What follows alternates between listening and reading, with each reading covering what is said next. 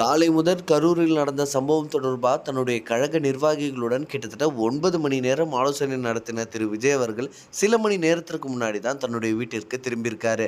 இந்நிலையில் கரூரில் டிவிகே மீட்டிங்கில் நடந்த சம்பவத்தில் நிறைய டிவிகே நிர்வாகிகள் கைது செய்யப்படலாம் அப்படின்னு எதிர்பார்க்கப்பட்ட நிலையில் காவல்துறையுடைய எஃப்ஐஆர் பதியப்பட்டிருக்கு. இந்த எஃப்ஐஆரில் கரூரினுடைய மேற்கு மாவட்ட டிவிகே செயலாளரை A1 ஆட் பண்ணது மட்டும் இல்லாமல் சற்று நேரத்துக்கு முன்னாடி தான் அவரை கைதும் பண்ணியிருக்காங்க. இந்த எஃப்ஐஆரில் டிவிகேவினுடைய பொதுச் செயலாளர் புசி ஆனந்தை A2வாகவும் நிர்மல்குமாரை A3யாகவும் ஆட் பண்ணியிருக்காங்க. கரூரினுடைய புறநகர் பகுதியில் மதியழகன் அவர்களுடைய நண்பர்கள் வீட்டில் வச்சு அவரை கைது பண்ணியிருக்காங்க காவல்துறையினர். அது மட்டும் இல்லாமல் இன்று இரவுக்குள்ள அவரை நீதிபதி கிட்ட ஆஜர்படுத்தவும் திட்டமிட்டிருக்காங்க. அது மட்டும் இல்லாமல் A2 மற்றும் A3யா பதியப்பட்டிருக்கக்கூடிய டிவிகேவினுடைய பொதுச் செயலாளர் புசி ஆனந்த் மற்றும் நிர்மல்குமாரை இன்றிரவிற்குள் கைது செய்யப்படலாம் அப்படின்னு செய்திகள் வெளியான வண்ணம் உள்ளது.